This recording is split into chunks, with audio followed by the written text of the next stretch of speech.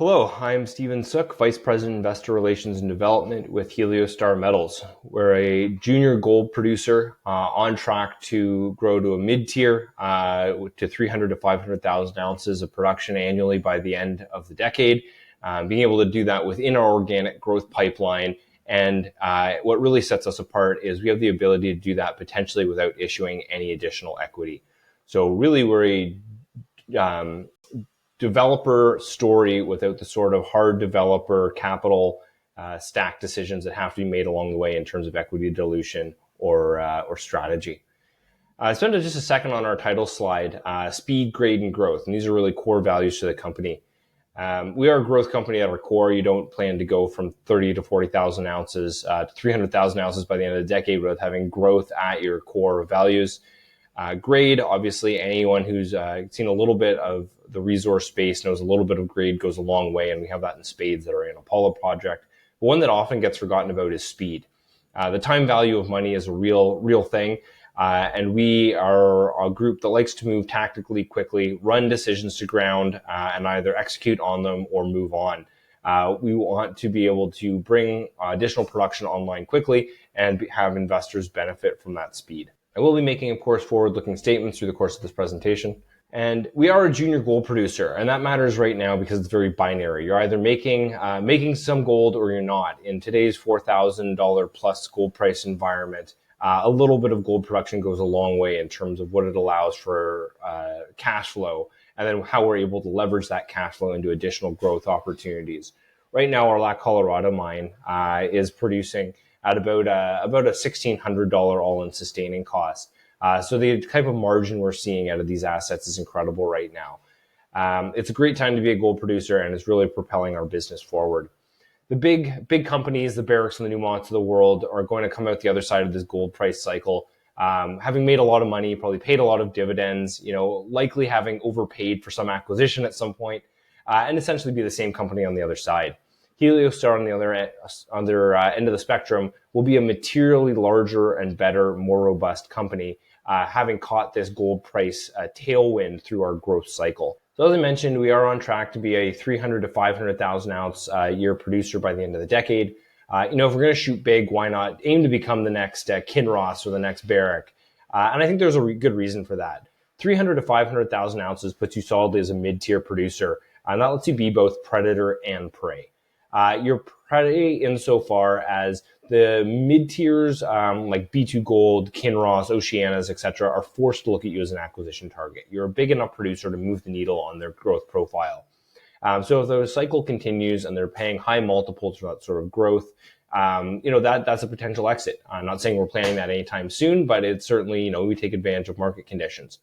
Conversely, if the cycle rolls over, the times aren't as good and those multiples shrink, you're in a very solid position, a very good base to continue to grow. At 300 to 500,000 ounces a year, you can tack on, let's say, 50 to 100,000 ounces annual production, and that's still meaningful growth, and it can be supported by the production base you already have. So it lets you produce a full cycle company and create value for shareholders in different way through different parts of the market cycle. So a bit of a history lesson. We picked up our portfolio of assets from a company called Argonaut Gold in two different transactions. Our first project, Ana Paula, we picked up in 2022, closed the acquisition in 2023. This was a big pivot for Heliostar at the time. We raised more than our market cap to get the $10 million in cash to pay to Argonaut, who sold this asset off as non-core. We paid $10 million, had $20 million in back-end milestone payments, saw a potential in the asset that no one else had recognized, and it really became the core focus of our company, and remains so to this day. As we worked on advancing that project, Argonaut unfortunately continued to decline through Capex bloat on a project called Magino, unrelated to any of these assets. It was located in Northern Ontario. They started the build through COVID and through bad luck and saw a few missteps. Ended up having to unwind the whole company as a result. So they sold Magino to a company called Alamos Gold. Then they had two other groups of assets, the Mexican portfolio that you see in front of you here, and an asset called Florida Canyon in Nevada. They needed to separate the two quickly in order to sell Florida Canyon, which was the next most valuable one in their eyes. We said we're interested in the Mexican portfolio. They're already familiar with us as a team, having done their due diligence for the Ana Paula transaction. So we bid $5 million for everything else you see on the page here, canceling the $20 million in back-end milestone payments for Ana Paula. So we picked up for $15 million in cash, 2 producing mines, a flagship development project, and 2 pipeline development projects that we intend to bring online behind it. We saw lots of opportunity at these assets. These were never really a focus for Argonaut. La Colorada was mine going into care and maintenance, so we quickly put a 6-year mine life on the books and restarted production within months of closing the acquisition. San Agustin was in residual leaching and still is, but we actually got the first new open pit mine expansion permit in Mexico under the Claudia Sheinbaum administration down there. And we'll be putting that back into production in the next few weeks, starting to stack fresh ore on the pad. Ana Paula, as I mentioned, is our flagship development project, really is something special. A rare combination of high grade and bulk tonnage in an opportunity no one else recognized. And that really, the idea is that the cash generated from La Colorada and San Agustin will go to fund the equity portion of the Ana Paula build. And then Cerro de Gallo and San Antonio, 2 pipeline development projects, either of which will add 100,000 ounces a year after and funded by Ana Paula. We are located primarily in Mexico with 1 legacy asset in Alaska. Our 2 producing mines, La Colorada and San Agustin, are in Sonora and Durango, respectively, about an hour outside their state capitals. Great mining jurisdictions, mining-friendly jurisdictions, lots of mining support services, a big pool of labor, good infrastructure. It's a great place to be operating. Our Ana Paula project is about 4 hours outside Mexico City in the prolific Guerrero Gold Belt, and we'll see why we might be sitting on a monster there in addition to our very profitable project that we're focused on putting into production quickly. And then San Antonio's in the Baja, which is a longer dated opportunity, and Cerro de Gallo's in Guanajuato. All told, we picked up about 7 million ounces of gold. Importantly, I have to point out 2.9 of those we have to treat as historic because we haven't put out an updated tech report for those ounces. That'll come out in the next few weeks, so we're excited to be able to show both the economics on that project on Cerro de Gallo and be able to add to our ounce inventory. This is how we intend to get to that 300,000 ounces a year. As I mentioned, 30 to 40,000 ounces this year. That'll step up to about 50,000+ ounces next year, really driven by that San Agustin restart. Having kind of additional opportunities come online at La Colorada, other places through the portfolio where we see the ability to add ounces outside of what's covered in our tech reports will put us at about 90,000+ ounces in 27 and 28 as Ana Paula comes online. Ana Paula will add 100,000 ounces a year to our production profile, and then Cerro de Gallo coming online before the end of the decade. So it's really kind of a bootstrapping method that we take small production and small cash flow, turn it into successively larger production and more meaningful cash flow, and continue to roll that into the growth of the company. In terms of our capitalization table, this is a few days outdated, but we're at about a 600 million market cap right now. We're trading at about a $2.40 range Canadian. We've got 300 million shares outstanding on a fully diluted basis, including $23 million of materially in the money warrants. Those are at 40, 60, and 90 cents Canadian, all coming in over the next 12 months or so. Sat with 35 million cash in the bank as of September 30th, a very comfortable cash position, 0 debt. And, we start to see those warrants start to bring in additional cash as well. Those warrants are in our top shareholders' hands. Eric Sprott personally owns 15% of the company. He came in when we bought the Ana Paula asset, and it's continued to buy in the open market and support every raise since. Steve Land at Franklin Templeton, his fund came in, frankly, quite early, much earlier than they usually do, because they saw the vision of what we were trying to build. And then Adrian Day's Europac fund kind of rounds out the top 3 shareholders. Our management team is led by our president and CEO and founder, Charles Funk, over 20 years in business development and exploration. Started as an exploration geologist with Newcrest in Australia on their exploration and business development teams, kicking tires on projects all over the world and especially the Americas. Had some success, with a company called Auxiana and Oz Minerals, another growth vehicle in Australia, really interesting story. He came to Canada about 10 years ago, where he was the co-discoverer of Vizsla Silver's Panuco deposit. That company is now a multi-billion-dollar market cap, but he wanted a vehicle that was his own, and that became Heliostar, and that's been his focus ever since. I won't go through everybody on the page, but also worth pointing out here, Greg Bush, our COO. Decades of experience as a mine builder and operator, was a COO of Capstone Mining, the copper producer in Mexico for 9 years, and the SVP Technical Services for Mexico for Equinox Gold, that major gold producer. He's built mines, he's operated mines, he knows Mexico inside and out. Without him, we probably wouldn't have had the expertise in-house to pick up two producing assets and optimize them. He's been a great addition and a driving force for the company. Sam Anderson, our VP Projects, almost 20 years with Newmont, brings that big company threshold of quality to our projects team. Someone else I'll point out here, Ramon de Villa. He's on our board. He's kind of Mr. Mining Mexico. He built First Majestic alongside Keith Neumeyer from the ground up. He was Secretary of the Economy for the state of Durango, another big mining state in Mexico. He's worked in government, he's worked in permitting agencies, he's worked in industry. His reach through the Mexican mining industry is quite astounding. For guidance this year, we'll produce 30 to 40,000 gold ounces at about a $2,000 all-in sustaining cost. Now you'll see that somewhat artificially inflated by that San Agustin restart. We break that out separately because we incur a bunch of costs just in the first quarter where we're bringing that production online for relatively little production. We expect that to normalize around the $1,800 an ounce all-in sustaining cost mark on a go-forward basis, which is kind of where we see these assets producing at overall. We recently reported our Q3 operating results. We sold 7,700 gold equivalent ounces, record production of just over 9,000 ounces, producing about 14 million in asset level cash flow, which we've reinvested into the business. That increased our cash position by about $5 million to 35 million. As I said, no debt and well funded to continue our growth and expansion plans. Now diving into the assets, La Colorada has been our main producer since January this year. As I mentioned, it was going into care and maintenance. We quickly put a 6.5-year mine life on the books here. Put out an updated technical study recently that shows very strong economics at our $2,300 an ounce base case.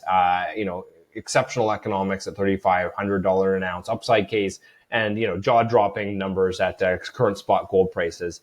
So we're very happy with the production profile here.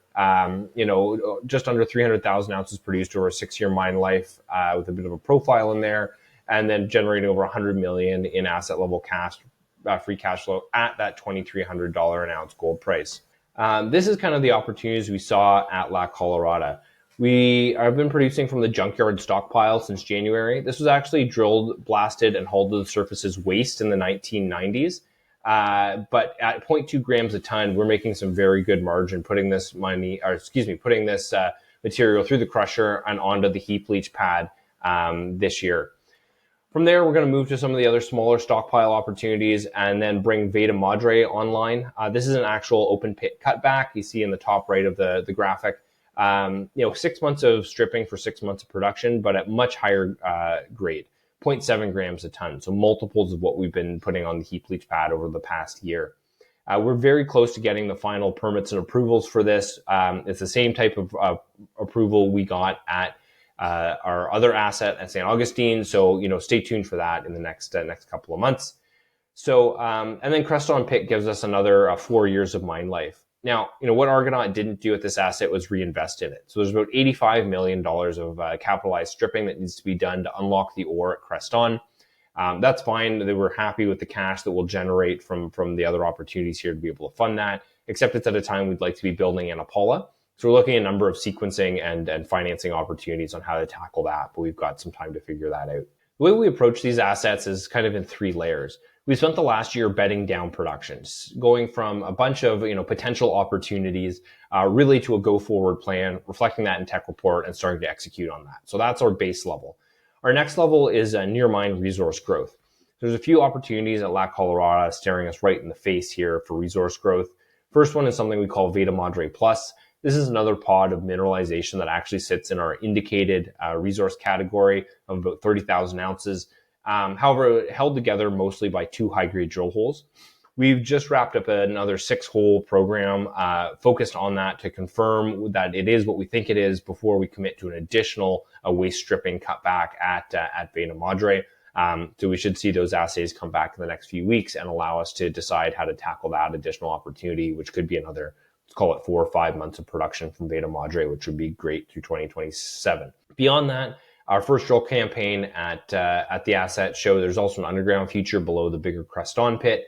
You can see there 8.8 grams of 8.8 meters of 25 grams per ton gold, 8.5 meters of 5.5, 5 of 18. These are definitely underground tenor grades, in my opinion. So we're looking at doing a dedicated drill program next year we're looking at doing a dedicated drill program next year that'll really show the scope of this opportunity. Do we chase these high-grade shoots, or is this a bulk mining package in the 2 to 2.5 gram per ton range? Our third layer that we look at is true exploration potential. Everything I just described sits right in the middle of the land package in that main mine trend where the 3 open pits are. Beyond that, the land holding has seen almost no drilling. For example, that soils target is a 2-kilometer long gold in soils anomaly with grades above the cutoff grade of the open pit. Never seen a drill hole. Los Dundas is a past producing small open pit that's never seen any kind of rigorous resource drilling around it. Tianitas, right along the main mine trend, historic workings, again, never rigorously explored. So we're itching to be able to get to these and spend a little money kind of figuring out the scale of the opportunity at La Colorada. We think we'll be mining here for more than 10 years by the time all is said and done. San Agustin is a bit more of a short-term tactical opportunity. This is where we got that open pit mine expansion permit in July of this year, with the mine coming into production in the next couple of weeks here. It's only a 14-month reserve life, but it's very low Capex to be able to do that. Fully loaded, we'll put this mine back into production for about $10 million. At $3,000 gold, that makes $40 million in net free cash flow. At today's gold prices, that $40 million jumps up to around the $65 million net free cash flow mark over just that 14-month mine life. So this is really a cash generating opportunity for us through 2026 and into 2027. As I mentioned, work is ongoing right now. So we've done the topsoil stripping. These pictures are now a few weeks old, actually. We've moved a road, we've moved a power line tower. We're on the late stages of recommissioning the 30,000 ton per day crushing circuit. Everything's on track here, as I said, to start stacking ore very shortly. So that's our baseline bedding down production and go forward cash flow plan. Now, again, our near mine resource growth is what's on the page right now. Now that we have the confidence that we'll be able to monetize any additional opportunity here, now we're starting to explore the drill bit for more oxide gold. We've already drilled off the MKT2 area and the phase 3 area, waiting for assays there. We think we'll be able to add 6 to 16 months of mine life overall beyond that 14 months already in reserves.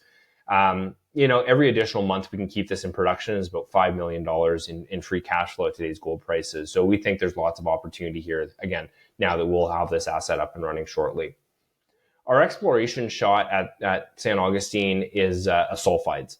There's actually a very large polymetallic sulfide deposit below the oxides. Now, right now, the combination of grade and metallurgy doesn't make it economic, but we know that there are some higher grade structures within that disseminated sulfide deposit. So what we're looking to do here is target breccia structures, target feeder structures. Geologically, it's got a lot of analogs to Penasquito or Camino Rojo, those monster deposits, which also have higher grade substructures within them. So, stay tuned as we go work through the oxide drilling program and move into the sulfide exploration opportunity at San Agustin. And Ana Paula, all that was to be able to get to Ana Paula in some respect. So we think we'll be able to generate between 100 and 150 million in net free cash flow, true free cash flow from those 2 producing mines over the next 2 years that'll fund the equity portion of Ana Paula. Again, a bit of a history lesson. Ana Paula was an asset that had over $100 million invested into it, but was envisioned as a bulk tonnage, low-grade open pit with a complicated flow sheet and marginal economics. We had no interest in that. Credit to Sam Anderson, our VP Projects, who looked at this and said, you actually have all this wrong. 80% of the economics are contained in this bulk tonnage, high-grade underground core. And that's what we focused on. He redid the geologic model, literally turned the drill 90 degrees to focus on the structures that controlled the high grade, and with 3,000 meters of drilling, added 300,000 ounces to our resource base. So this became really the focus for the project and, the focus for the company, and really is something special. It's a rare combination of bulk tonnage and high grade that really drive the exceptional economics to Ana Paula. This is a deposit that showed a 5.5 gram per ton head grade in our recent PEA, but it's also the dimensions on the page here that make it really exciting. 280 meters long, 100 meters tall, and 60 meters wide. And it's a true bulk tonnage ore body. This isn't stacked veins. This isn't stringy mineralization. It's one big blob of gold sitting in a pre-mineralized breccia. So it's that rare combination that drives these economics you see in our PEA that we put out a few weeks ago, showing 100,000 ounces a year over a 9-year mine life at a $1,000 all-in sustaining cost, which would be the bonus 15% of the global cost curve if it were producing today. That'll produce about $95 million in average annual after-tax free cash flow. At our base case, again, 2,400, very conservative. At our upside case of 3,800, that number jumps to about 170 million annually, and at spot prices, it's just over 200 million. So our goal is to put this into production as quickly as possible, be able to take advantage of these and put this full cycle asset into production, the cash flow from which will fund all future growth through Heliostar. So right now we've got a 20,000 meter drill program ongoing, primarily focused on upgrading those inferred ounces, that 500,000 ounces of inferred material. Through infill drilling, we also see the grade come up when you've got a when you have a high grade system. When you've got wide space drill holes, you have to conservatively drop the grade in between. That's just the right way to model it. As you do the drilling in between and you hit more of the same, you're able to bring the grade up of that material. So while we expect to add a little bit of tonnage here, overall, we expect to add a significant number of ounces through the increasing grade with that infill drill program. The idea here is that we'll put a 10-year mine life on the books at 100,000 ounces a year in a full feasibility study that we intend to put out in the first quarter of 2027. You can see here a few more of the metrics from that PEA that we put out a few weeks ago, the first time ever the economics were shown for this bulk tonnage high-grade system. $300 million initial capex to put an 1,800 ton per day mine into production. That $300 million includes about $50 million for a small bio-oxidation plant. A portion of this material is refractory, so today's gold prices will be able to get an additional 10% recovery for a mere $50 million initial capex, which is well worth the payback right now at any sort of gold price near today's spot price. And again, incredible AISC driven by that bulk tonnage high grade nature. This is our timeline to put it into production, infill drilling ongoing, all the work to support the feasibility study also in progress. This was actually fully permitted for the open pit project, believe it or not. However, we need to submit a permit modification that will convert that to an underground project. Now that's everything going the right direction, smaller surface footprint, smaller mills, so less water use, tailings going back underground. So it's everything the government wants to see. Nevertheless, we have to submit that in the next couple of months. And we've been told that'll take about 12 months to turn around and get signed back to us. Feasibility study, as I mentioned, in Q1 2027, alongside financing discussions that we hope will wrap up at that point. 150 million, let's call it, generated from internally generated operating free cash flow. 150 million from what we're looking from a project finance facility where we'll start those discussions next year. 18-month construction timeline and in production ramping up to 100,000 ounces a year in the second half of 2028. So that's our first level, our go forward base production plan. Now we're looking at some of the near planned mine infrastructure resource growth opportunities. The picture on the bottom left here really shows that well. There's a few poorly defined pods of mineralization that sit within a few hundred meters of what the PEA mine plan shows for development. Part of the 20,000 ounce drill program will start to tackle these and see if we can flesh these out into additional pods of mineralization. That again will be very low cost to add onto a future mine plan and the feasibility study. And then beyond that, the whole deposit is open at depth, as you can see at the top right graphic, where it says open the expansion drill zone target. We know we have an incredibly profitable, 100,000 ounce a year mine, but we could really be sitting on a monster. Geologically, Ana Paula sits much higher up than its neighbors in the Guerrero Gold Belt. We've got about 1 million ounces, again, in our mine plan here. Los Filos and Morelos are two neighbors from Equinox and Torex, respectively. Those are 12 and 15 million ounce deposits. So we think that we might be able to find at depth the same sort of structure that hosts a Torex style or a Los Filos style deposit, that contact skarn that sits deeper down in the system. We know Ana Paula is further up in the system, and as we chase the mineralization down, we have potential to hit that that contact skarn that could drive a multi-million or tens of millions of ounce deposit. Our plan to be able to do that is we're going to advance this underground decline through next year. There's already 400 meters of decline in a portal established that was initially drilled as an exploration decline. We're going to flatten that out and use it as a production decline, starting that work in Q2 next year. But once we're underground there, we're also going to use it as a drill platform to start to tackle that down plunge potential that I just covered. So again, expect to see drill results in the first part of 2027 for that exploration level drilling at Ana Paula. So that'll bring us to 150 to 200,000 ounces a year by the end of 2028 as a run rate. If we get there, all of our peers right now, our future peers trade at about a $2 to $3 billion market cap valuation. Again, that puts us at about 4 to 6x where we sit today. So if we're able to do that with no equity dilution, that should bring us, see that directly reflected in the share price appreciation as well. And then our next 100,000 ounces will come from our Cerro de Gallo project. This is another gold oxide heap leach project in the state of Guanajuato that we think could add 100,000 ounces a year.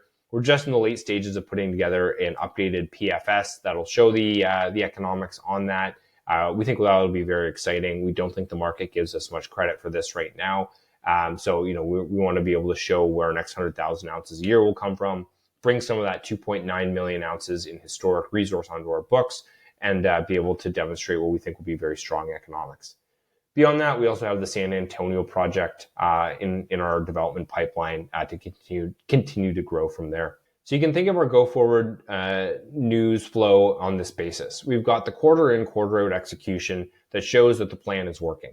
We're generating cash flow from assets. We're reinvesting it in our growth opportunities. That'll transition into showing free cash flow on the books midway through next year, building that free cash flow to be able to build Ana Paula. We also have these NAV growth steps, two of which we've already executed on this quarter, the La Colorada Tech Report and the Ana Paula PEA.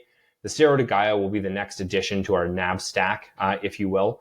And then really, the crown jewel will be the Ana Paula feasibility study in early 2027. And then on top of that, for a little bit of sizzle, ongoing drill results. We're drilling aggressively at all three assets. We've got the 20,000 meter of infill drill program at Ana Paula that continues to show, gram meter intercepts over 1,000, which is exceptional.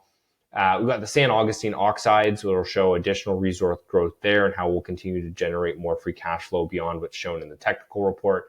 And then La Colorada, both the Veta Madre Plus, the underground at Creston, as well as the exploration potential on the full land package. So lots ongoing all the way to keep the market interested in our very rapidly evolving growth story. And as we continue to execute, we believe we'll be a much more valuable company as we put all these pieces together and grow into the mid-tier producer, which we aspire.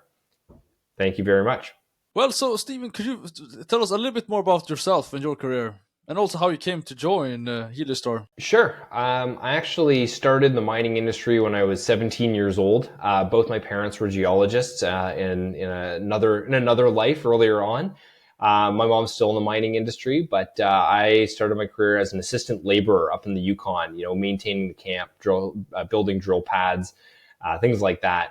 It was hard work, but I got to work around a lot of university students who were really excited about the industry, got me excited about the industry. So then I went into mining engineering from there. Did 4 years to get my bachelor's of engineering and mining at Queen's University in Canada. From there, worked in industry for 5 years, bouncing around Canada, primarily at hard rock underground mines, everything from designing blast patterns and arguing with contractors underground, then more into projects, capital planning, long-range mine design, economic evaluation as I kind of progressed through my career. That was great, but I kind of wanted to always move into the Bay Street side on the finance world.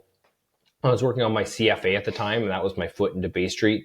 In 2017, I joined GMP Securities, which then was acquired by Stifel as an equity research analyst. And kind of had 8 years there in the equity research seat, which was great.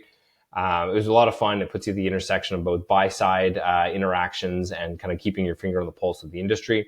But after 8 years, kind of was looking for additional opportunities, just some sort of change, see what else was out there.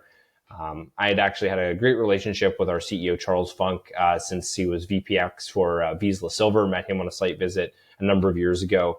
And kind of was keeping an eye on what he was building at Heliostar over the last few years. He approached me and said, look, we're a rapidly growing company. We need someone in a capital markets facing position who can speak both the technical language and the finance language. Would like it to be you. If not, we've got to hire somebody. I said, your timing's great. I've been looking for a change. And I joined in April. So I'm reasonably new addition to the team.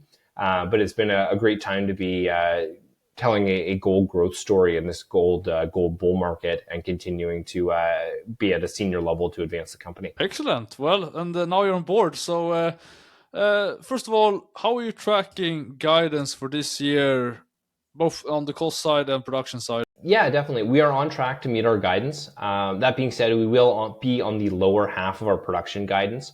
The only reason for that is it took about 6 weeks longer than we thought to get the permit at San Agustin. So that San Agustin restart will be a lower number. That being said, La Colorada and San Agustin are on track to outperform year to date. You can actually see in our Q3 results that the San Agustin residual leaching has already blown through its full year guidance as of the first 9 months. So it's the gift that keeps on giving from that perspective. We'll also be on the lower half of our all-in sustaining cost guidance. We took a bit of a conservative view, putting out guidance early this year because we were new to these assets. We hadn't really operated them for more than a couple of weeks. We had a good idea of where they might run, and frankly, it's just been cheaper to operate them than we thought. So, lower half of production, but also lower half of our cost guidance as well, but both on track to be within the guidance ranges for 2025. If we look at next year, you haven't put out guidance, but the numbers that you're quoting, I think you're saying 40,000 to 50,000 ounces. Is that still something that's reasonable to assume, or? Yeah, definitely. Again, no formal guidance yet. We've kind of put the pieces together of the technical studies and added in a few other opportunities that we think are highly likely to come into our production profile next year. But yeah, around that 50,000 ounce a year mark, I think is good to think about what our 2026 production should be. Really driven by the San Agustin restart. That's going to be really the production driver. At La Colorada, we will go through a bit of a stripping phase to bring Beta Madre online. As I mentioned, 6 months of stripping for 6 months of production. So, expect a bit of a lull from La Colorada as we, invest in that asset to bring the next phase of growth online there through 2026. So, thank you for being here, Charles. Yeah, thanks for having me. Great to be on. Some viewers might know you from Vizsla Silver, not directly, but at least by extension. So, could you introduce yourself and tell us about yourself? Yeah, so despite the accent, I've been in Canada for the last nearly 10 years now. I'm a geologist by training who worked for big companies in Australia, Oxiana, Oz Minerals that BHP acquired, and then Newcrest that's recently been acquired by Newmont. Had the great fortune to travel around the world, see lots of projects, did a lot of work in the Americas, and ultimately wanted to be a bit more entrepreneurial. Wanted to try my luck with how we thought was a good way to conduct this business, and moved over to Vancouver in 2016. Worked for a little prospect generator that was Origin Royalties that Triple Flag recently acquired. But really wanted to step out and take some bigger risks. So as you noted, I joined Vizsla as the VPX and had the very good fortune of leading that discovery. That was a truly transformational period in all of our lives. But had this vision with the founders of Heliostar, our former CFO Mahesh Lahanagay and Sam Anderson, that we thought there was a sweet spot to build a mid-tier producer. And so we started Heliostar privately in 2019, and we went public in 2020 with Heliostar. Perfect. So first of all, what's your equity stake in Heliostar, and how meaningful is it to you? Very meaningful. It's my biggest investment position. It's about 2.5 million shares directly, and about 4 million total. So a significant percentage from my personal net worth. More importantly, as we'll tell the story, we raised more money than our market cap when we bought Ana Paula in a really tough market in 2023.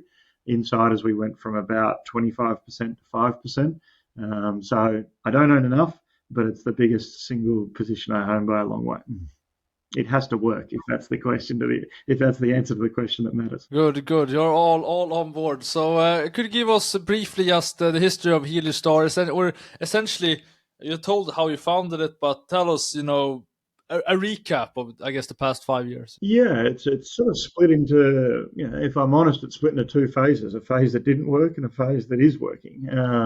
So we had this view that it feels like a much more crowded space right now, but a few years ago, 3 or 4 years ago, this was a very unpopular space to want to build a mid-tier producer. We saw that, in my opinion, as a consequence of the ETFs being really the only game in town for the decade up until a couple of years ago, all the big companies were getting bigger and bigger and bigger with mega mergers to get more of that passive investment fund buying.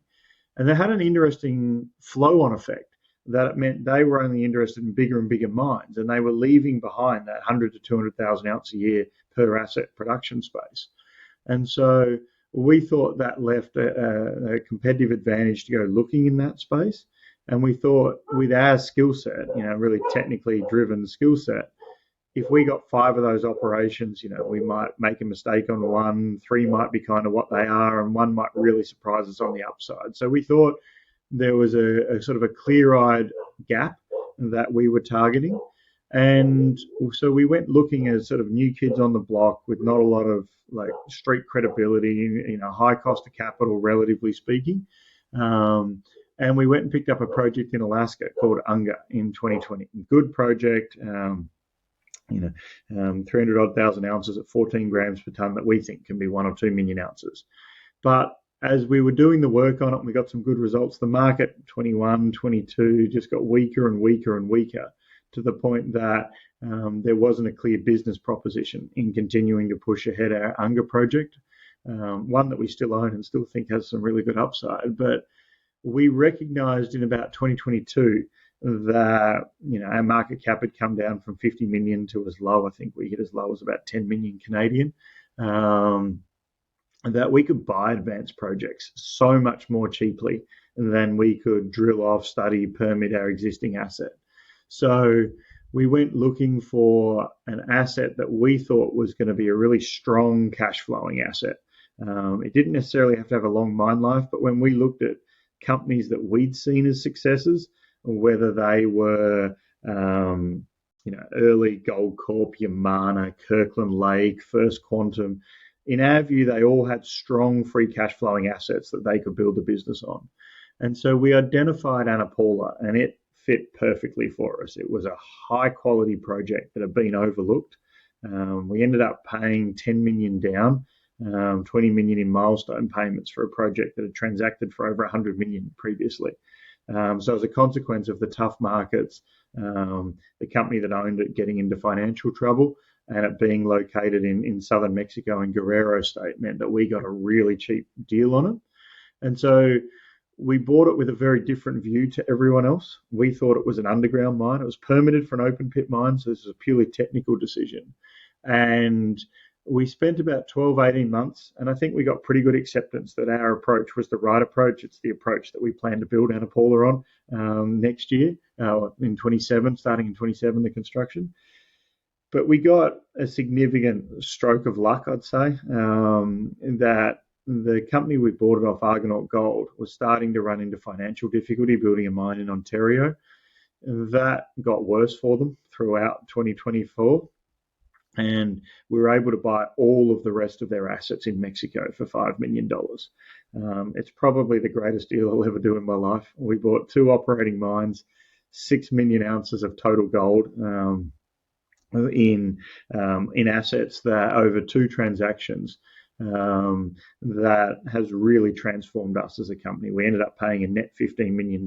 We cancelled the $20 million on Ana Paula that we owed, and it's really been a way to the races since then. They are assets that hadn't been well invested in, so the combination of reinvesting in assets that had been not well looked after for a few years from a capital spend perspective, and this move in the gold price has meant that we've transformed to a very profitable small producer with a clear pathway to multiples of our production. So how have you put together the team? Well, it actually all starts with the people. It's a lesson that took me a long time to learn in the industry. As a technical guy, I was always projects first. Eventually, I realized what all the smart investors learn, that people matter more than anything. So I'd got to know people as working for the bigger companies, traveling around the world, and that gave me a good Rolodex of contacts.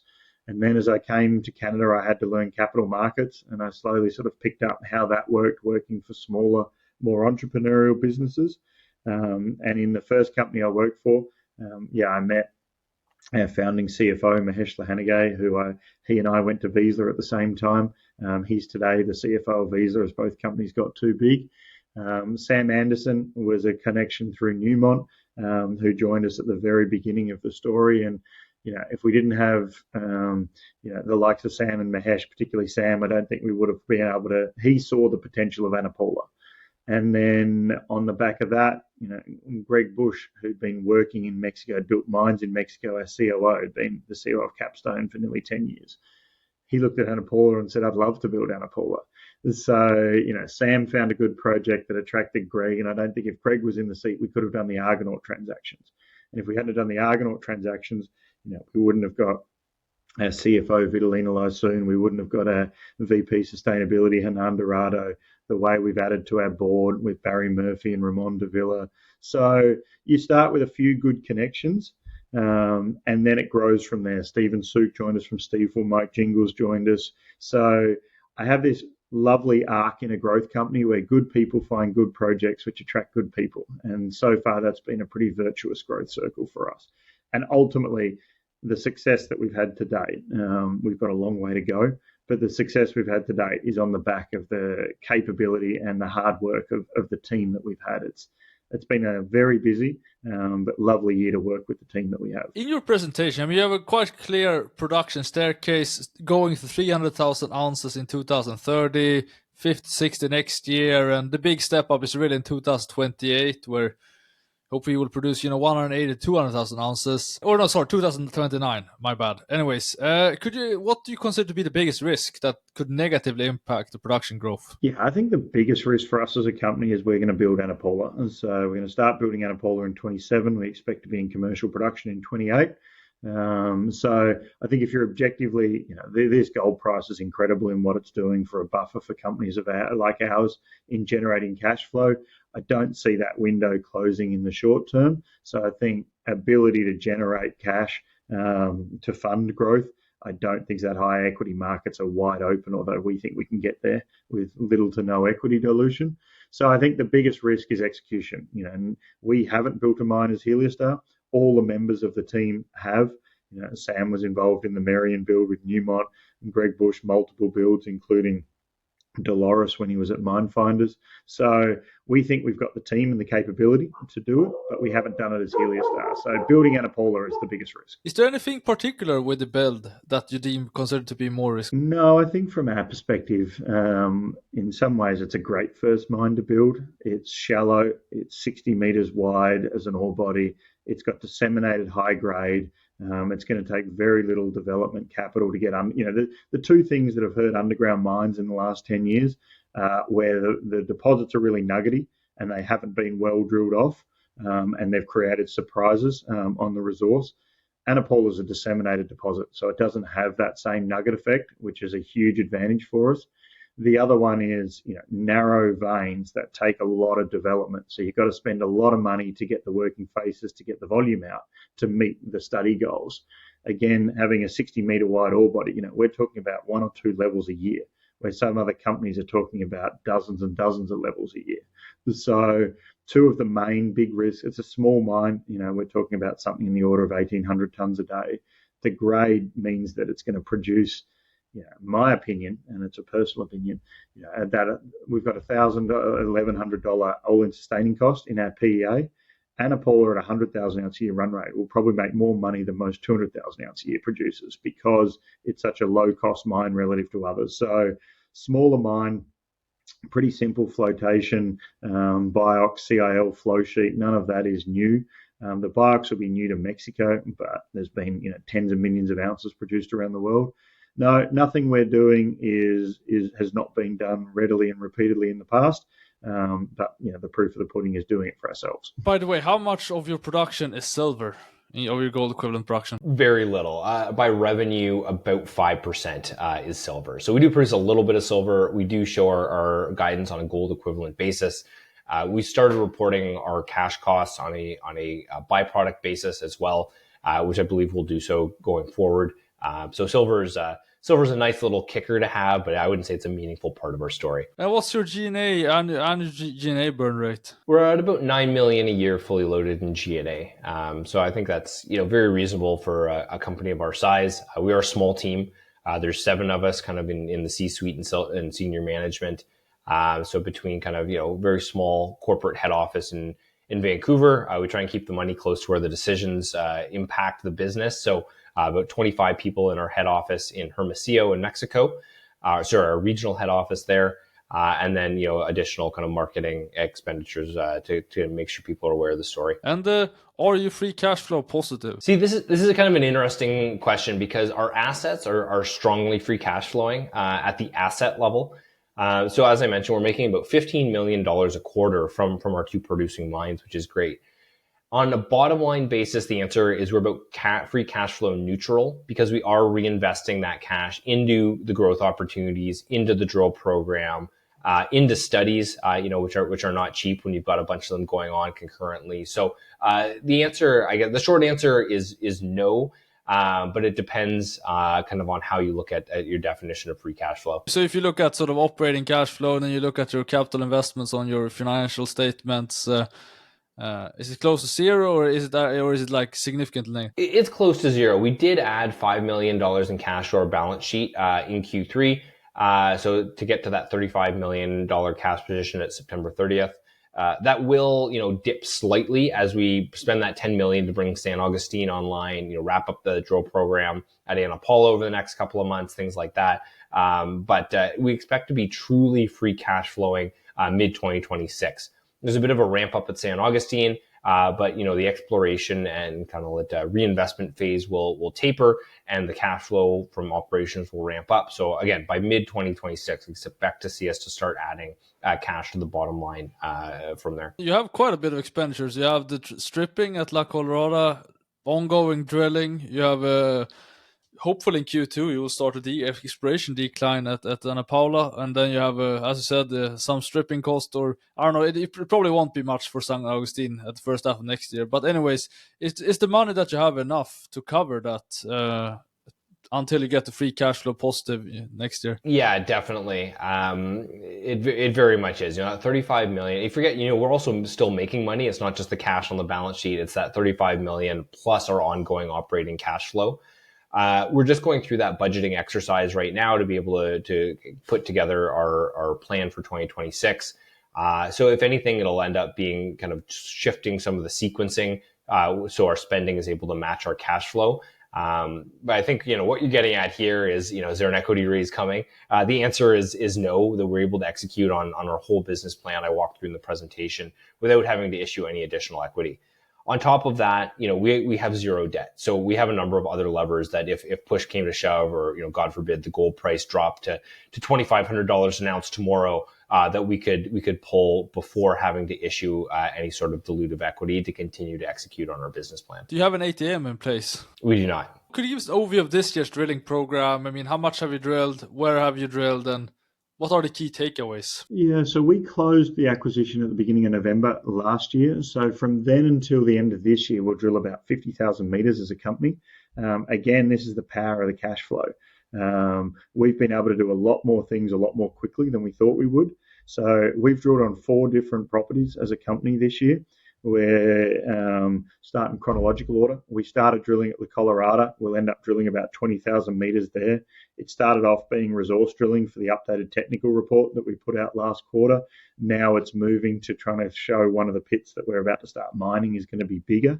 So La Colorada has been a real production solidification, mine life expansion story.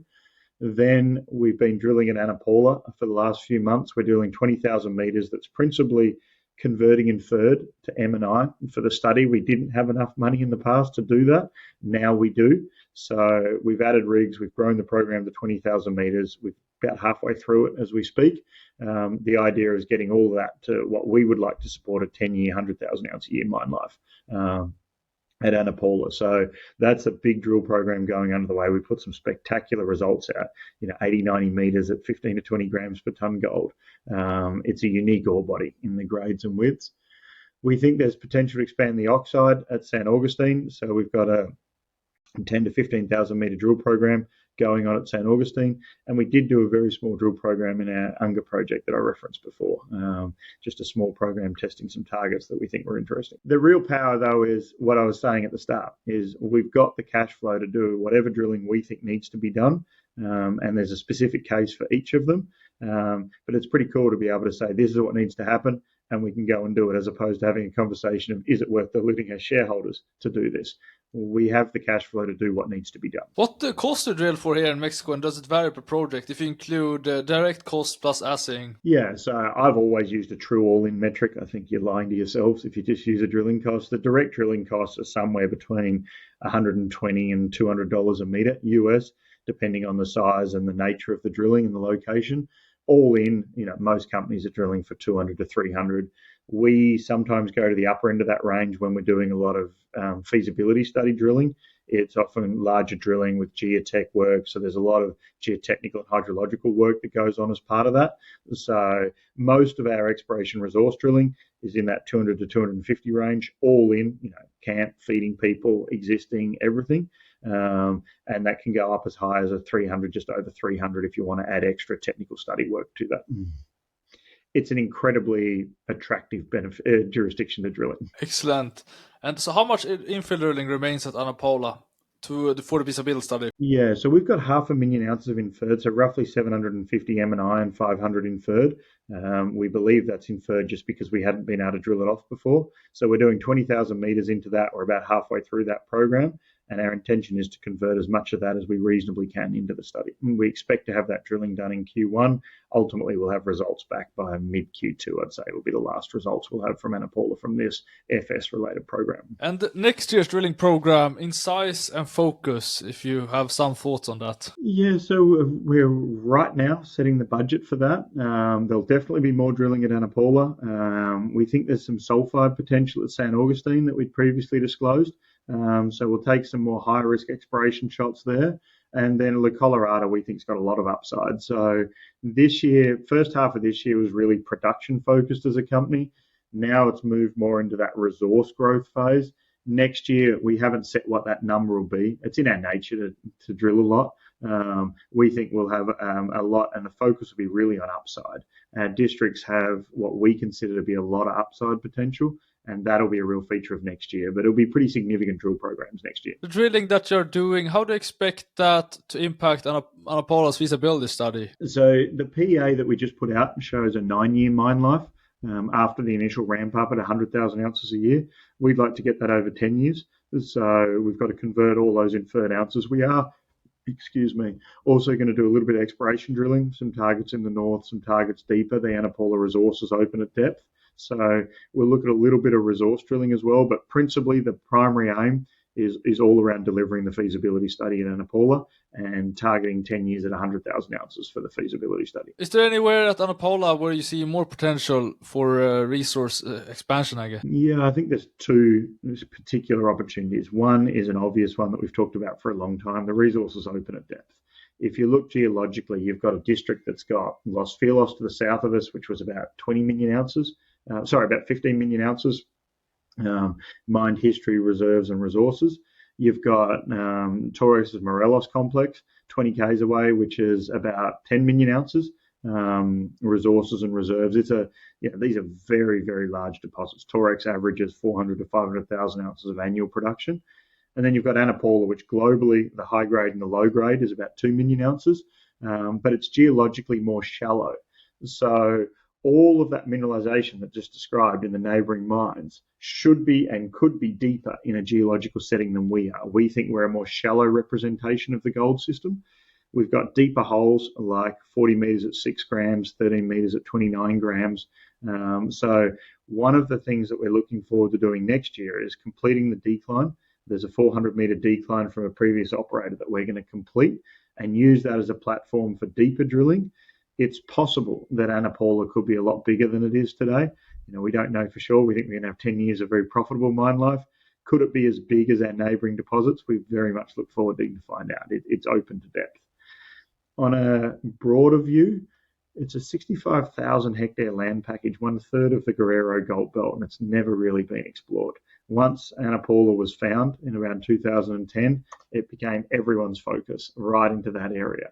We're looking forward to stepping out and saying, is there potentially more Ana Paulas on this land package? So again, the power of production, the power of cash flow means that we can move up to some of the dreams that we always had, but we couldn't fund.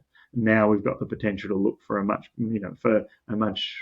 bigger Ana Paula and potentially more Ana Paulas on our land package. How much, by the way, of the ore body, or I guess, or at least the deposit ore body soon is refractory? Yeah, so that's the knock. There was probably 2 knocks on Ana Paula when we bought it.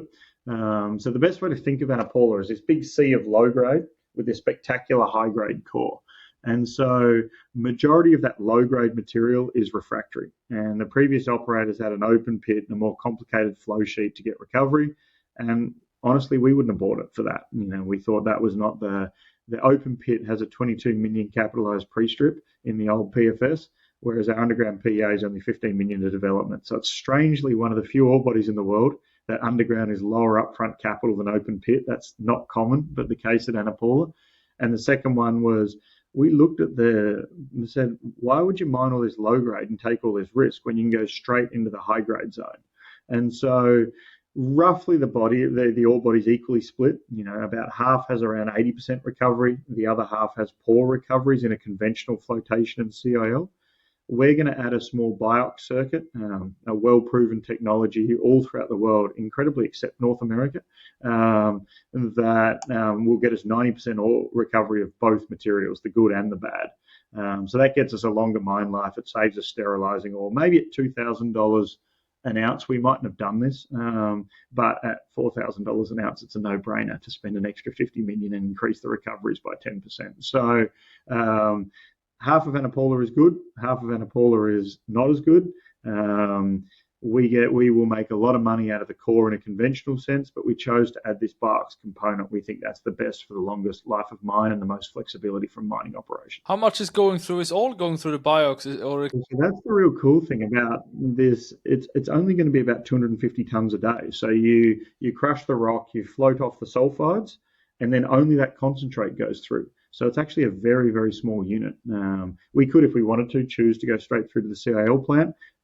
Obviously, 10% recovery of a 5 gram ore body is worth spending a bit of money on achieving. So from our perspective, very small, 50 million extra Capex that'll materially extend the mine life and add to the NPV. So we will add a 250 ton per day BIOX to our flow sheet. And so, Ana Paula, I mean, you already described the asset very well in the results. So I guess maybe you could give some sense how the cash flow profile differs at various gold prices for Ana Paula?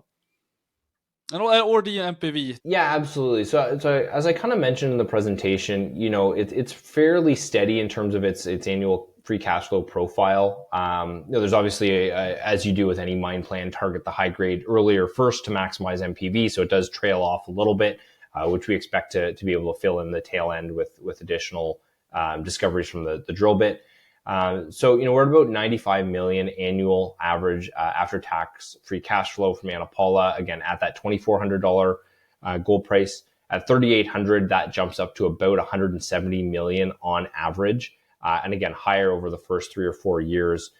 On an MPV basis, we're about 425 million at the base case, 2,400. At our upside case of $3,800 an ounce, it's over $1 billion NPV. And if you go to $4,000 an ounce, it's closer to 1.1 billion. So, that's multiples of our current market cap. Sorry, those are US dollars as well. So that's multiples of our current market cap.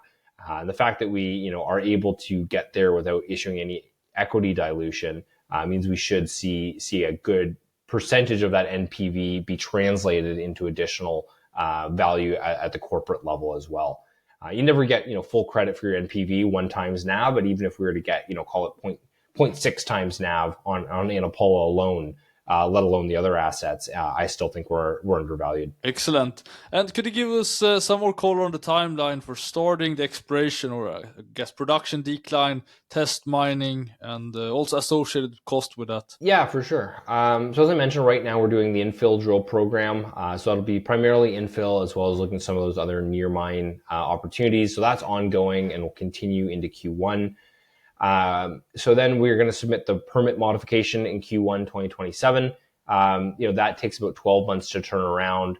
So, beyond that, through next year, we'll have all the technical work going to support the feasibility study, advanced metallurgical testing, variability, grind size testing, optimized underground mine design, all the 100 little things that go into putting together a robust feasibility study that you intend to execute on as a construction document. In Q2 next year, we're going to start that decline advancing. It is, production scale. So the previous operator that did put that in place had the foresight to size it appropriately to put haul trucks through it. So it's 4.5 by 4 meters. It's in about 400 meters, which is about a third of the way towards the deposit. We're going to advance that another, about over 1.2 kilometers. So that'll take us about 8 months to complete. It's single face advance. So that should put us solidly into the deposit by the end of next year, and allow us to establish another drill platform, as I said, to continue the exploration drilling from there at that point. The other thing that's going to happen concurrently through 2026 is financing discussions. Again, starting about in Q2, we're going to bring some financing groups inside the tent so they can work alongside us and do their technical due diligence while that technical work is ongoing. So again, this comes to the speed part of our core values. We don't want to hand financing groups a document and say, okay, now start your due diligence on the back of this feasibility study. We want them to be partners, be able to accelerate that timeline with the idea that we'll have a construction feasibility document in hand, a permit in hand, and all the money lined up in Q1 2027. Pull the trigger, 18-month construction timeline, and ramping up to 100,000 ounces a year in the second half of 2028. What's the cost, and can you deduct it from the 300 million initial capex? Yeah, great question. So it'll cost us about $15 million to advance that the decline. Again, that 1.2 kilometers. That includes mobilizing a contractor, some early works in terms of laydown areas, things like that.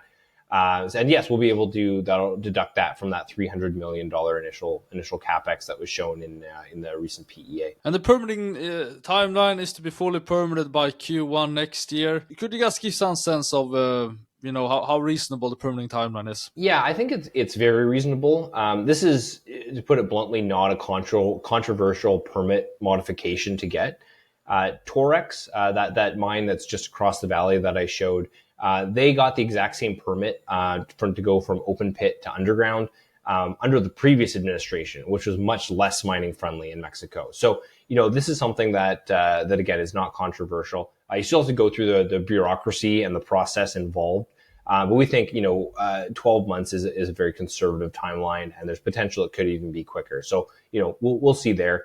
As you mentioned, the permitting environment in Mexico has dramatically improved over the past, I guess, year and a bit since the Sheinbaum administration came into power. So we have seen much more engagement from the permitting agency. We've seen requests for information. We've seen back and forth. We've gotten advice on how to submit permits. So the bureaucracy is working. Now, don't get me wrong; it's still a bureaucracy, so timelines are always a little uncertain. But the system is definitely in progress, and if anything, we're seeing some of an acceleration in the number of permits come out over the last little while. What changes, if any, do you expect in the feasibility study in terms of production, processing methods, costs, other? Very little.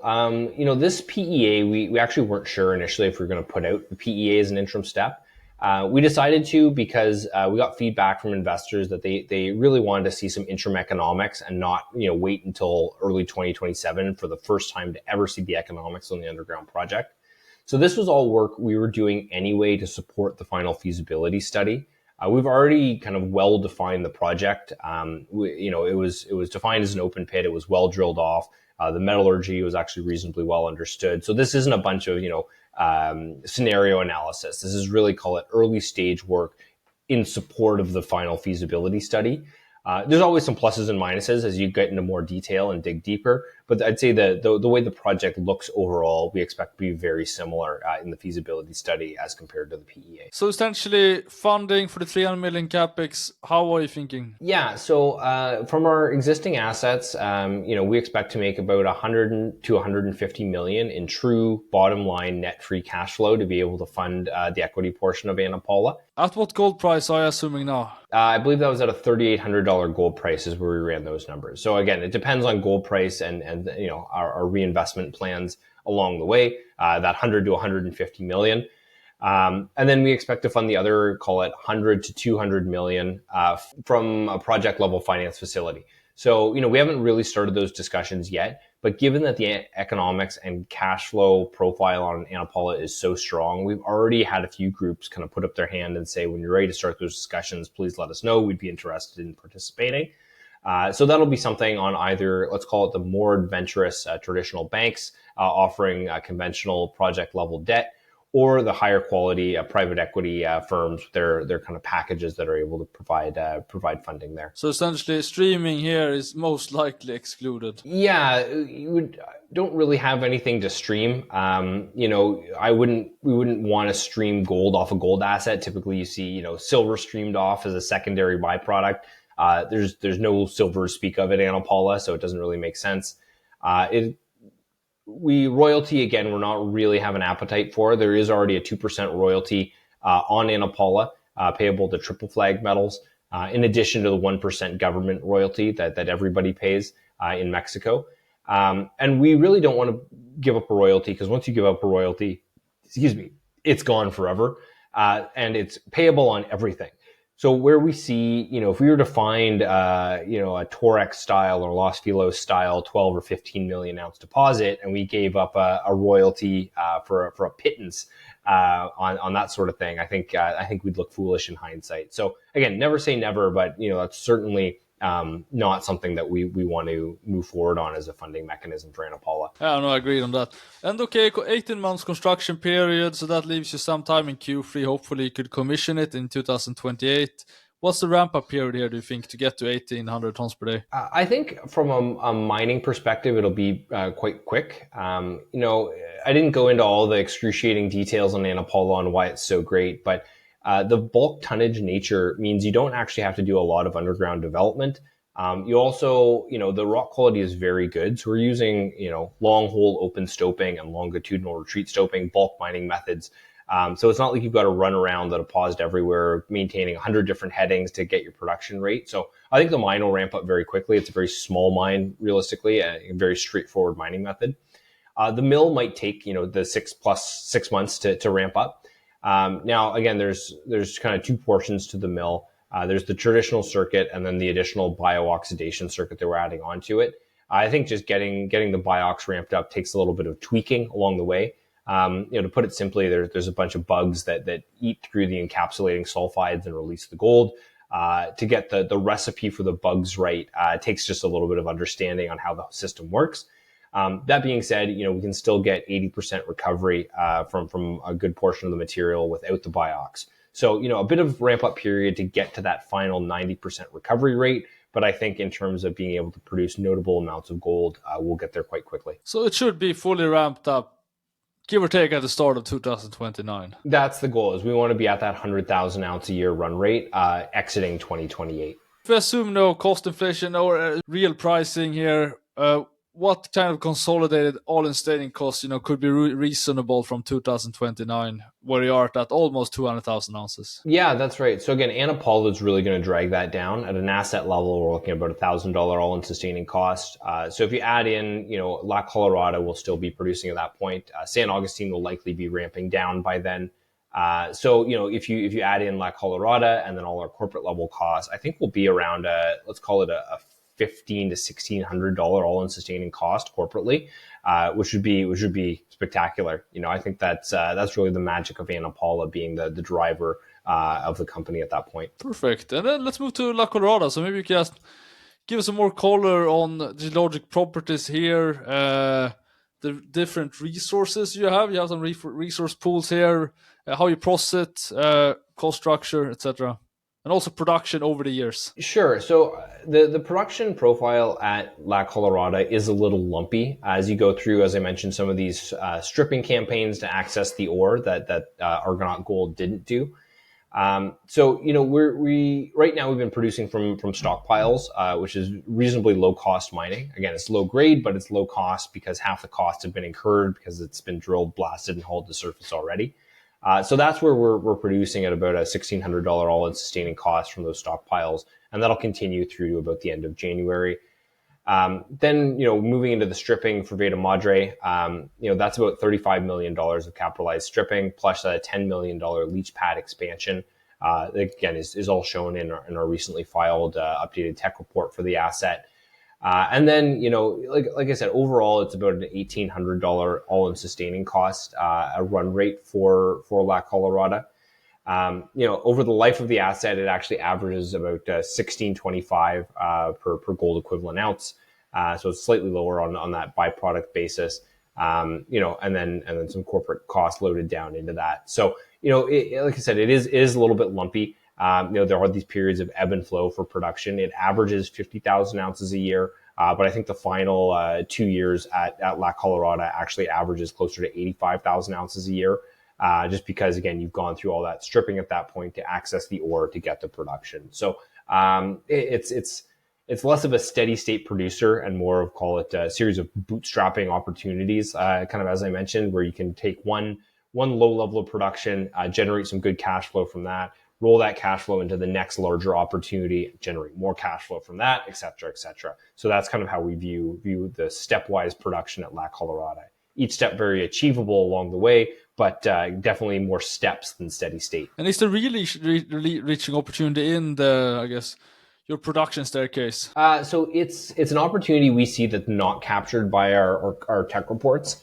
When I say re-leaching, this is ore that's already been stacked on the leach pad that we're looking at being able to unlock additional recovery from. We've been doing this since we started the asset. Actually, things like re-leaching side slopes, leaching ramps that were built out of crushed material that were never leached. So the guys have gotten creative in looking at this. We've also looked at where there's some higher grade portions within the larger leach pad that could benefit from re-leaching, and being able to look at how different technical methods to put process solution where we want it most and could have the most opportunity to get us additional gold. So again, still kind of in an R&D phase there, but we're seeing some good early results. But stay tuned as you kind of continue that investigation. How many ounces are we talking about here, roughly? I mean, it's a very large leach pad. This asset's been producing since the mid 90s. Actually, Eldorado Gold was the one that put this into production. So it built Eldorado in the 90s. It built Argonaut Gold in the 2010s, and it'll help build us in the 2020s here. So we think there could be an addressable opportunity of up to a couple 100,000 ounces. Now, again, that's kind of the arm wave upper end number. It'll be a portion of that we'll be able to recover. And again, re-leaching is if we can eke an extra 10% recovery out of, let's say, call it 200,000 ounces. That's 20,000 ounces you didn't have before at a very low cost. But again, we haven't put any numbers around it formally. But it is a large leach pad that does offer us those opportunities. When do you expect to be able to give more info on the Releaching Opportunity? We'll probably have some more data in Q1. The work is ongoing right now to do some of these testing methods that we're looking at. And then, a big leach pad does mean that it takes a while for the solution to flow at the bottom and to see the impact of anything you do near the top. It takes a couple of weeks before you see the impact at the bottom. So Q1 is probably when we'll have a little bit more information in a more rigorous way to give to the market. And as I said, your production, it varies quite a lot. Next year, it's I think it's like 12,000 ounces. Some years it's up to 80,000 ounces. Later, how do you expect all-in sustaining costs to vary? Yeah, it will go up and down through that period. So next year at La Colorada could be a higher sustaining cost as we go through that stripping. Now, part of that is, we haven't seen whether that'll be classified as growth or sustaining capital. If it's growth Capex, it won't hit our AISC. But nevertheless, it's money you have to spend to be able to unlock the ore, depending, regardless of what accounting bucket it falls into from a headline cost number perspective. And initial capex here, do you have, which year is the most capital intensive year, and what kind of numbers are we talking, both for next year and future years? So next year, as I mentioned, we're looking at doing the bulk of that 35 million of initial capex. Again, that'll be funded from San Agustin, from cash on hand, from the residual leaching, and potentially from some of the releaching. And then that's kind of the heavy lift. From there, then the cash flow generated by production from Veta Madre will fund the capex required for the 85 million of stripping at La Colorada, at Creston pit. So again, that's kind of that bootstrapping methodology where one thing funds the next. As well as the rest of the portfolio being able to support these growth opportunities. But the other things we have looked at is do we potentially delay that stripping at Creston to be able to protect the cash flow for Ana Paula? We could just sequence it a little bit differently. We could also look at a ring fence project financing facility, being able to project finance a portion of that 85 million. To again protect that cash flow from Ana Paula without having to tap that and then pay that back out of the cash flow. In what year is that? I believe that would be looking at 2027 through the stripping campaign for Creston starting. Okay, to 85, but it will be all in 1 year. Will my usually think it will go into 2028? Yeah, it'll be 2027 and 2028. There's 2 phases of pit pushed back there, so it's not even quite that discrete. That again, it's you have to look at kind of the mine plan to get the detail, but the total number is about 85 million in stripping. So La Colorada, you've already extended the mine life. What potential do you see to extend the mine life further beyond the 6 years that you right now have? Yeah, so the biggest surprise this year for me has been the turnaround in Ana Paula. So when we bought it, it was on care and maintenance. It had been put into care and maintenance in September 2013, and we acquired it in November 24. We restarted it in January. We recognised some old waste dumps that turned out to be 0.2 gram per tonne stockpiles, and they've fed our production this year.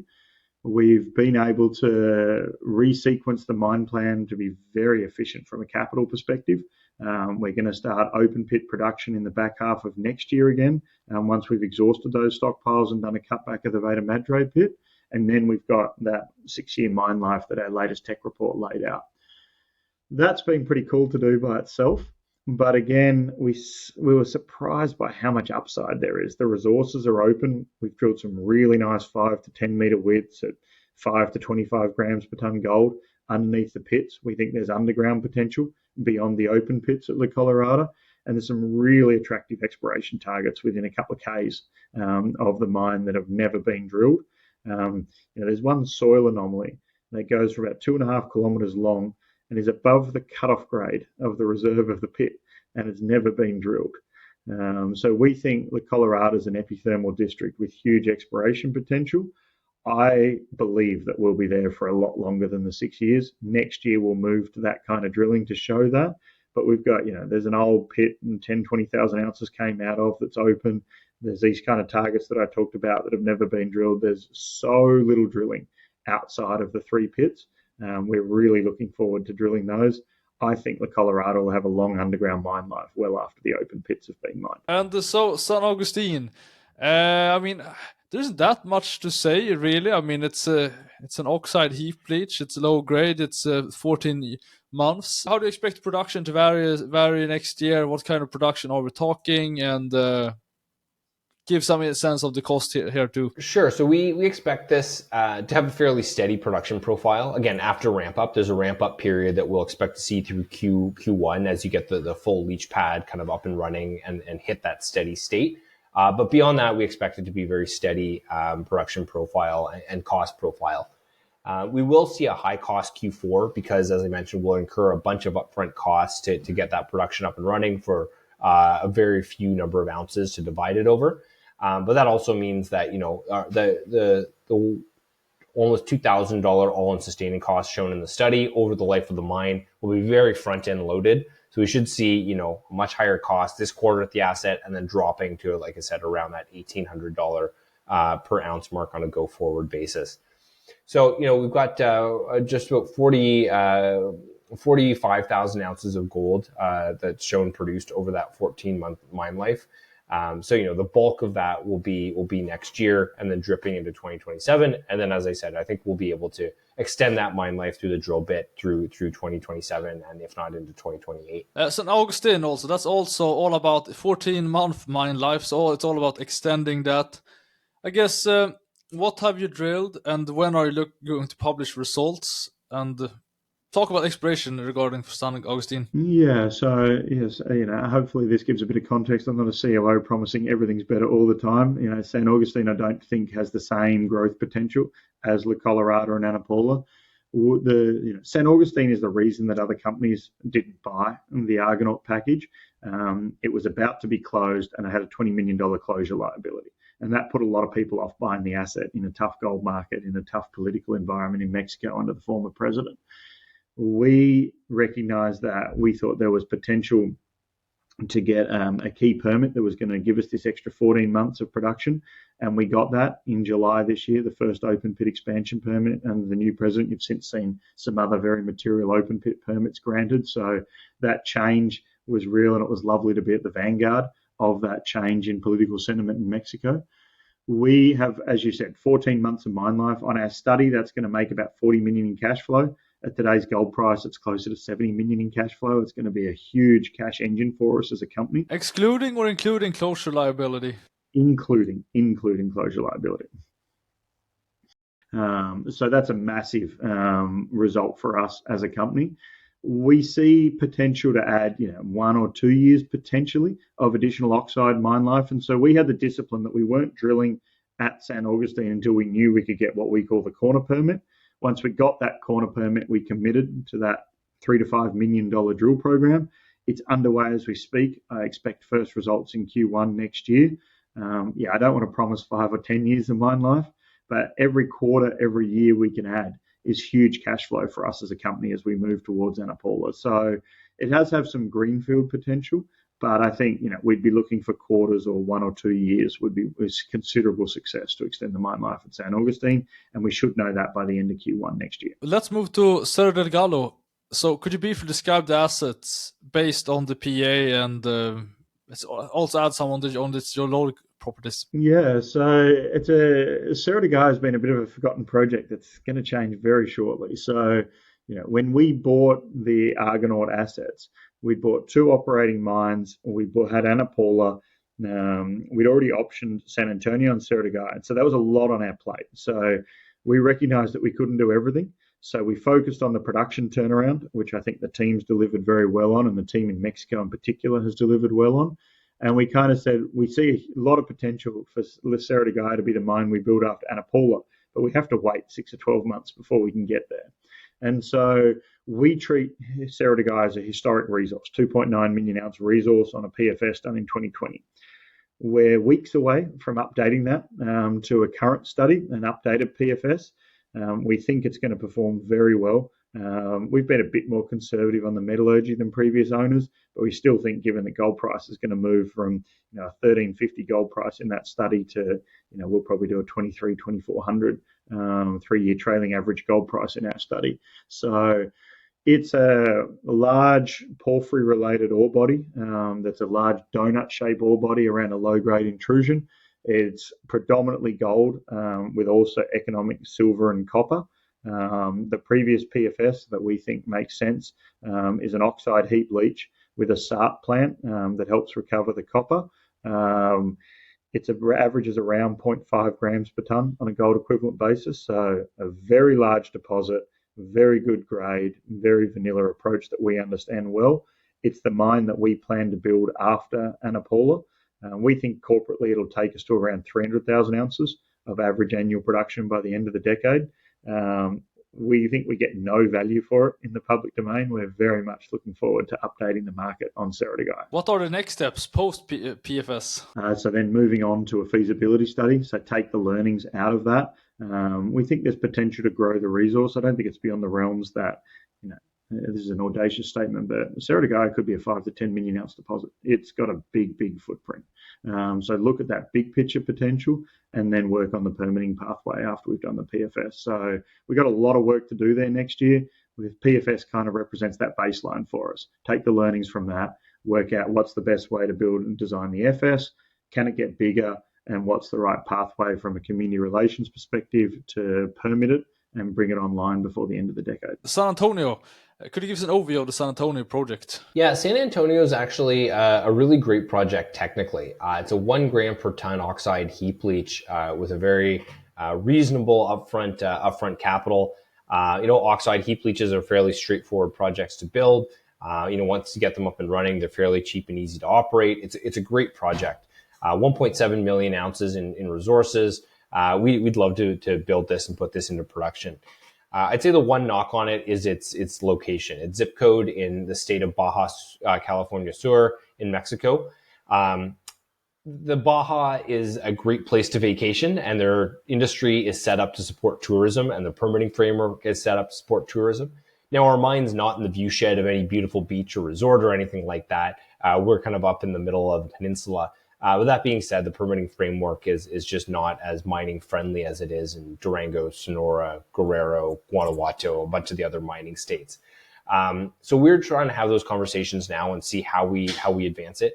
The permitting framework is not prohibitive. There are operating mines in the Baja, but that's why we keep this as, call it, a longer dated opportunity, because we have to figure out that pathway forward from a permitting perspective before we can start talking about how we'd like to put this into production at some point. All of your assets besides Unga in Alaska are in Mexico, so that behooves to ask me, how do you find Mexico as a mining jurisdiction? It's a good question. It's a question that's changed a lot. And I think the way I think about it is I think about Mexico on 3 levels, 2 in mining and 1 in from a personal perspective. So Mexico has always been an incredibly strong mining jurisdiction throughout its entire history as a country, from pre-Spanish all the way through to current operating mine. And that was really one of the views that we had. The previous president, I would suggest, was possibly the most anti-mining president in the history of Mexico, and even he couldn't get the mining law changed, which tells you how much, and this was sort of tough gold markets last year, president who was anti-mining. We got an incredible deal because we took a longer view on Mexico. We hoped that a new president would be better. We built a business case that even in the existing environment would still make that transaction accretive, and we knew if a few things went our way, it would be an incredible deal. And that's what it's turned out to be. You see, with the Claudia Sheinbaum presidency, has been a lot more pragmatic. The increase in geopolitical tensions has kind of focused countries onto their own supply chains and their own economies in a way that wasn't happening as recently as 12 months ago. So you're seeing mining operations becoming more valued as part of the economy. You're seeing new permits getting granted for open pits and underground mines and extensions like ours in Mexico. So we took a view that Mexico was a proven mining jurisdiction having a bad period, and that looks to have been the right jurisdiction. It's got relatively low-cost labour. It's got very highly skilled labour. It's intimately tied into the North American logistics chain and the CUSMA-NAFTA rules of business. It's got an English-based common law legal system. We love working in Mexico. And on a personal note, as an Australian, it gets pretty cold in Vancouver in winter. I love the food, I love the culture, I love the environment, I love the people. I love working in Mexico. Have you ever had any issues with local ejido groups or other local communities? No, we've been pretty fortunate. So, admittedly, our history is relatively short with the operating assets, but the Colorada has an excellent relationship with the community. I've spent time with the municipal mayor. I've spent time in town. I think they've done an excellent job of building that relationship. That it's one of those mining towns where the town and the mine are intrinsically and intimately linked together. They exist next to each other, one form because of the other, and they've got hundreds of years of history. At San Agustin, there's a number of local communities and ejidos around. I think restarting the mine is going to be a huge boon for that local community. Our employment numbers will go up by something in the order of 200 with contractors. And Ana Paula, it's always had a really wonderful relationship with the Quetzala de Progreso community. Yes, as you go and get bigger, you can potentially expect people's requests and asks get bigger, but we're also more capable of achieving those as a company. we're lucky at Ana Paula that all of our mine plan is on privately owned land, which we either own or have 30-year access agreements for the current permitted area. We might make some small modifications to that. Across the board, we largely, I don't want to speak too sweepingly, but largely I think we have really good community relationships and something we've focused on and value as a company. They could potentially change from time to time, but since we've operated those mines, I'm quite proud of the way we've communicated in the communities that we work in. And could you summarize the main catalyst for the coming 12 months? Yeah, definitely. The next one to look out for will be the Cerro de Gallo pre-feasibility study. That'll be the next couple of weeks, so stay tuned there. And then beyond that, we'll have a steady state of drill results. As I mentioned, Ana Paula, infill drilling a bulk tonnage high-grade system always produces some splashy numbers that the market seems to respond well to. Beyond the infill, we are doing that step-out drill program. So, there's potential. There's a few more pods of mineralization that start to emerge near planned infrastructure that could be additive to a future mine plan. So we're excited to kind of be able to see what those look like. At San Agustin, we've got the oxide drill program going on right now. So we'll start to see results from that likely mid Q1 and be able to see kind of where those opportunities around the open pit lie beyond that 14-month mine life. At La Colorada, Veta Madre Plus, the drilling there just wrapped up. So again, Q1 is going to be drill result heavy. And then continuing beyond those near mine resource expansion opportunities at all the assets into that exploration layer. We do see lots of opportunity at all the assets, specifically La Colorada on the broader property. We think there's some things staring us right in the face that we want to work up quickly into drill-ready targets. And something we don't talk about a lot about is actually the larger property potential at Ana Paula. Ana Paula is a great small footprint project on a very vast land package that's seen almost no regional exploration. So, we want to start tackling some of that at regional exploration. So this is where I said, we're kind of in that reinvestment phase right now through the first half of 2027, because there's just so much opportunity in this portfolio that we picked up for a song that's never really been unlocked. So, expect a lot of exploration drill results, as well as our quarterly results. I think, the market actually was itching to see our Q3 recently, and we, we'll continue to show that execution, where the cash is coming from to fund all of this growth and exploration, and then, starting to build cash on the balance sheet mid next year and show how we're going to fund Ana Paula as we continue to build that treasury. So, lots on the go, lots to keep the market engaged in.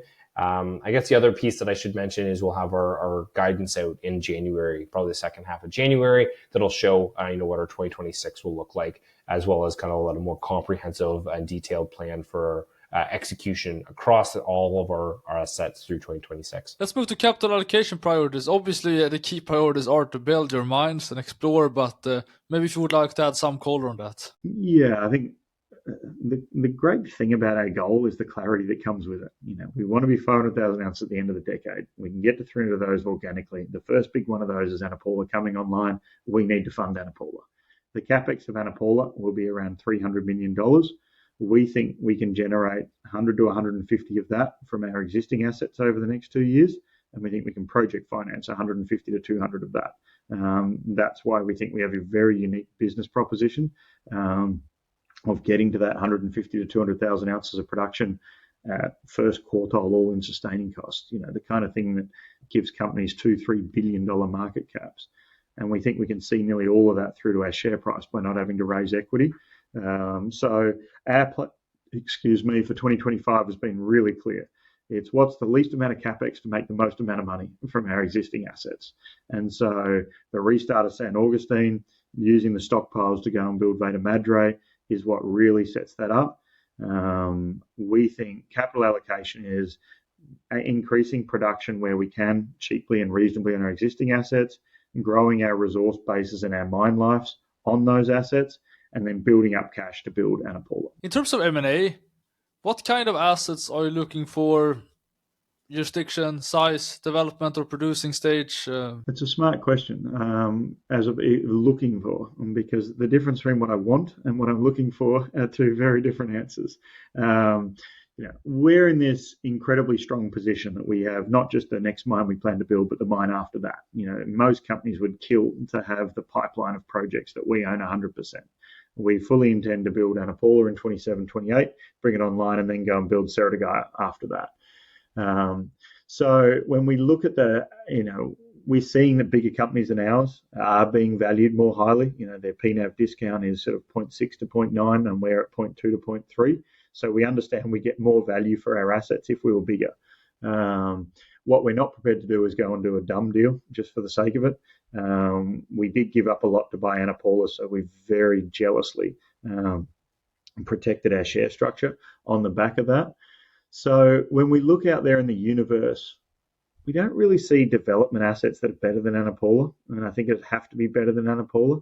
So we haven't been particularly, looking in that space. If you could dial up what I'd want, it's a 200,000 ounce a year producer that I could pay nothing for. Sadly, they're incredibly highly valued at the moment, given the gold price and the change in sentiment in our industry. So, the only things that would be of interest to us at this stage, unless there was a surprise, would be producing assets that we think made sense for us. But we're in this very fortunate position that we don't have to do it. And I think it's going to be tough for us to find something. We're a technically driven group. We've only ever bought assets, including Unga, Ana Paula, the Argonaut assets, because we thought there was more than we're paying for. So if we ever were to buy something, whatever we paid for, we would be buying it because we thought there was something beyond that. We're probably not going to get caught up in the banker's latest hot deal. Here's a project in the Maritimes, or here's a project in Nevada or something. We're happy to go off Broadway for something that we technically have the strength of our convictions is better than what we're paying for. So with that, where do you envision Heliostar Metals in 3 years from now? 3 years. What's 3 years? So 3 years, Ana Paula should be printing pretty significant free cash flow, regardless of the gold price. What I love about our business, there's lots of new companies sort of following this model in the last 12 months. And what I think about is we're in an incredible cycle right now, and probably a generational cycle in terms of the cash flow and profitability of gold mines. If you look at the majors, they're going to have great gold mines that make a lot of money, and then they're going to just have the same great gold mines at the end of this cycle. Fundamentally, outside of paying a lot of dividends, they're not going to change materially. If you look at the developers, they're still going to have to, in any gold price environment, give up a huge chunk of their business. And so the base of the business that you own relative to production numbers is going to be less than it is today. Where this cycle really favors companies is companies like ourselves, where you can self-fund your growth. We think we can be an order of magnitude bigger producer in that 3 or 4 year timeline that you ask, with largely a similar share count. And so that's a pretty unique business proposition. And more importantly, I think if you look at the assets that we own, they're going to make a lot of money, even if the margin compresses. We're talking about building with Ana Paula, Cerro de Gallo, the lowest quartile cost mines that are there. So we hopefully have that virtuous path where our production profile is increasing, our AISC is decreasing. Therefore, if we don't get $2,000-$3,000 an ounce margins like we're enjoying right now, we're still got one of the highest quality mid-tier producers at the end of the decade. That's what we would like to be in 3 years.